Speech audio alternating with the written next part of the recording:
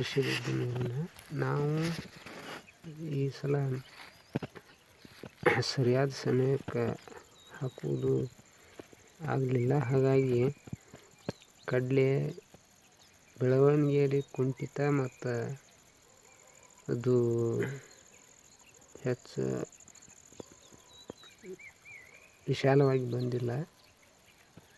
ಒಂದು ಮಧ್ಯಮ ಗಾತ್ರದೊಳಗೆ ಬಂದೈತಿ, ನೋಡ್ಬೋದು ನೀವು ಇಲ್ಲಿ. ಆಮೇಲೆ ಈ ಹಿಂಗೆ ಯಾಕಾತು ಅನ್ನೋದನ್ನು ಇವತ್ತು ನೋಡೋಣ. ನಮಗೆ ನೀರಿಂದು ಸ್ವಲ್ಪ ಕೊರತೆ ಮತ್ತು ಸಮಯದ ಅಭಾವದಕ್ಕಾಗಿ ನಾವು ಕಡಲೆನ ಆಯ್ಕೆ ಮಾಡಿದ್ವಿ.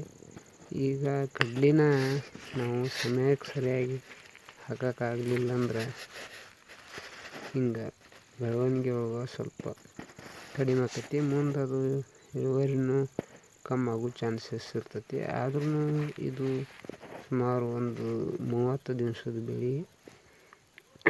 ಒಂದು ಒಳ್ಳೆಯ ರೀತಿ ಒಳಗೈತಿ. ಅಷ್ಟೇನು ಭಾಳ ಕಡಿಮೆ ಅಂತೇನು ಅನಿಸೋದಿಲ್ಲ. ಆದರೂ ಇದಕ್ಕೆ ಕಡ್ಲೆ ಹಾಕ್ಬೇಕಂದ್ರೆ ಸೂಕ್ತವಾದ ಸಮಯ ಯಾವುದು, ಯಾವಾಗ ಹಾಕಿದ್ರೂ ಸರಿ ಆಕೈತಿ ಅಂತ ನೋಡೋಣ. ಈಗ ನಮ್ಗೆ ಕಡ್ಲೆ ಹಾಕೋದು ಸೂಕ್ತ ಸಮಯಕ್ಕೆ ಹಾಕೋಕ್ಕಾಗಲಿಲ್ಲ ಅಂದ್ರೆ ಬೇರೆ ಬೆಳೆ ಆಯ್ಕೆ ಮಾಡಬೇಕು ಅನ್ನೋದು ಇದರಿಂದ ಗೊತ್ತಾಕೈತಿ.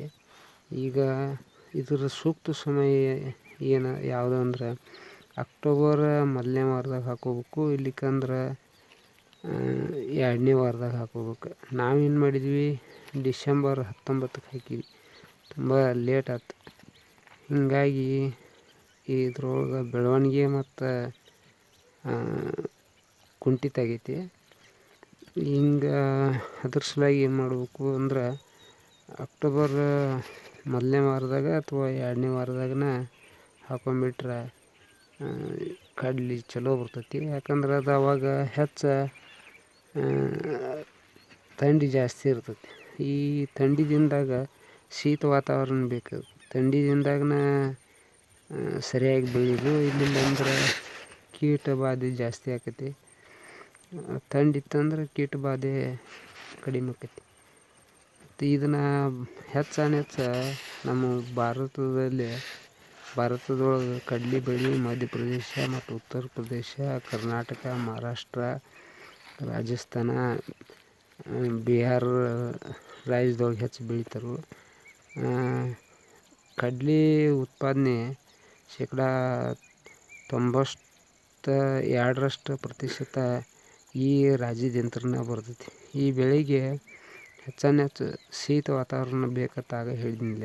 ಅಂದ್ರೆ ಥಂಡಿದಿಂದಾಗ ಹೆಚ್ಚು ಬರ್ತೈತಿ ಇದು.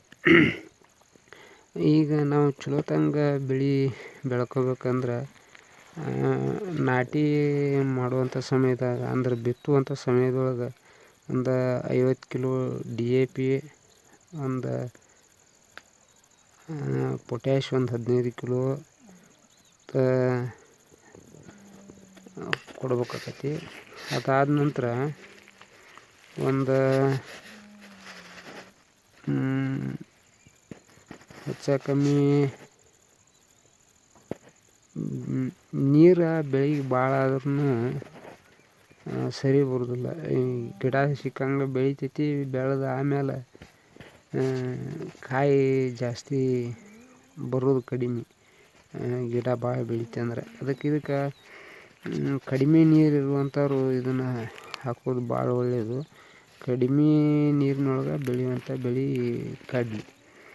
ಸುಮಾರು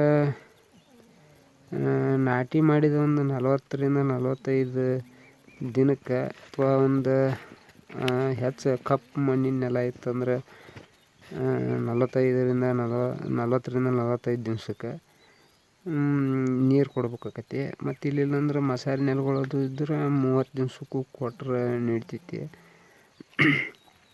ಆದ್ರೆ ಇನ್ನು 70ರಿಂದ 75 ದಿವ್ಸಕ್ಕೆ ನೀರು ಹಾಸಿದ್ರೂ ಜಲ್ದಿ ಆರಲ್ಲಂಥ ನೆಲ, ಈ ಎರಿ ನೆಲ ಅಂತೀವಲ್ಲ, ಕಪ್ಪು ನೆಲ, ಅಂಥ ನೆಲಕ್ಕೆ 70ರಿಂದ 75 ದಿನಕ್ಕೊಂದು ನೀರು ಕೊಡ್ಬೋದು. ಅದು ಮತ್ತು ಹೊಳ್ಳಿ ಇದು ಮಸಾರಿ ನೆಲಗಳು ಏನಿರ್ತಾವೆ, ಉಸುಕು ಮಿಶ್ರಿತ ನೆಲ, ಅಂಥವಕ್ಕೆ ಒಂದೊಂದು 60-65 ದಿವ್ಸಕ್ಕೆ ಒಂದು ನೀರು ಕೊಡಬೇಕೈತಿ. ಆದರೆ ನಾವು ಬಿತ್ತಿದ ಒಂದು 30 ದಿವ್ಸದ ನಂತರ ಇಂಟರ್ ಕಲ್ಟಿವೇಷನ್ ಏನಂತೀವಲ್ಲ, ಎಡೆ ಹೊಡ್ಕೊಂಡು 30 ದಿನಕ್ಕೆ ಎಡೆ ಹೊಡಿಬೇಕು. ಅಂದ್ರೆ 30 ದಿವ್ಸದ ಮೇಲೆ ಮತ್ತು ಕುಡಿ ಸುಟ್ಕೊಂಡ್ವಿ ಅಂದ್ರೆ ತೀರಾ ಚಲೋ ಬರ್ತೈತಿ ಬೆಳೆ. ನಮಗೆ ಈ ಸಲ ಕುಡಿ ಚೂಟಕ್ಕಾಗಲಿಲ್ಲ, ಆದರೆ ಕುಡಿ ಚುಟ್ಕೋಬೋದು. ಕುಡಿ ಚುಟ್ಕೊಂಡ್ವಿ ಅಂದ್ರೆ ಪಡ್ಲು ಜಾಸ್ತಿ ಹೊಡಿತೈತಿ ಮತ್ತು ಕಾಯಿನೂ ಜಾಸ್ತಿ ಬರ್ತೈತಿ, ಹೂವು ಬರ್ತೈತಿ. ಇನ್ನು ಹೂವು ಆಡೋ ಹಂತದೊಳಗೆ ಇದ್ದಾಗ ನೀರಿನೊಳಗೆ ಕರಗುವಂಥದ್ದು 19 ಅಂದ್ರೆ 99 ಅಂತ ಅಂತೀವಿ ನಾವು ಆಡು ಭಾಷೆ ಒಳಗೆ. 19 ಗೊಬ್ಬರ ಪ್ರತಿ 5 ಗ್ರಾಮ್ ಪ್ರತಿ ಲೀಟ್ರಿಗೆ ಮಿಶ್ರಣ ಮಾಡಿ ನಾವು ಸ್ಪ್ರೇ ಕೊಡಬೇಕು. ಕಾಯಿ ಕೊರಕ ಮತ್ತು ಕೀಟ ನಿರ್ವಹಣೆಗೆ ಎಮಾಕ್ಟಿನ್ ಬೆಂಜೋಮೇಟ್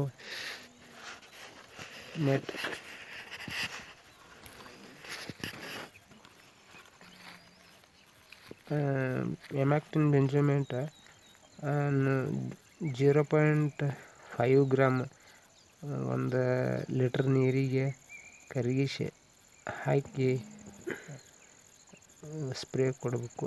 ಹಿಂಗಾದ್ರೆ ಕಡ್ಲಿ ಮನಗನ ಚಲೋ ಬರ್ತೈತಿ. ಆದರೆ ನಾವು ಇಲ್ಲಿ ಸ್ವಲ್ಪ ಬಿತ್ತೋದ್ರೊಳಗೆ ಟೈಮ್ ಲೇಟ್ ಆಗಿದ್ದರಿಂದ ಒಂದು ಮಧ್ಯಮ ರೀತಿ ಒಳಗೆ ಬಂದೈತಿ. ಅದಕ್ಕೆ ಹಿಂಗೆ ಮತ್ತು ಇನ್ನೂ ಯಾರು ಬಿತ್ತವ್ರು ಇದ್ರಂದ್ರೆ ಈಗ ಇದನ್ನು ಅಕ್ಟೋಬರ್ ಮೊದಲನೇ ವಾರ ಅಥವಾ 2ನೇ ವಾರದಾಗ ಬಿತ್ತೋದು ಚಲೋ. ಲೇಟ್ ಮಾಡಿ ಬಿತ್ತಿದ್ರೆ ಈ ಇಳುವರಿ ಒಳಗೆ ಕಡಿಮೆ ಆಕೈತಿ. ನೀರಿನ ಅನುಕೂಲ ಇದ್ದವರು ಮತ್ತು ಬೇರೆ ಬೆಳೆ ಸೂರ್ಪಾನ, ಗೋಧಿ, ಯಾವುದು ತಮ್ಗೆ ಅನುಕೂಲ ಆಕತ್ತದನ್ನು ಬೇರೆ ಬೆಳೆ ಆಯ್ಕೆ ಮಾಡ್ಕೊಂಡು ಬಿತ್ತಿದ್ರೆ ಚಲೋ ಆಕತ್ತ ಅನ್ನೋ ಉದ್ದೇಶಕ್ಕಾಗಿ ಇದನ್ನು ವಿಡಿಯೋ ಮಾಡೀನಿ. ನೋಡಿದ್ದಕ್ಕಾಗಿ ಧನ್ಯವಾದಗಳು.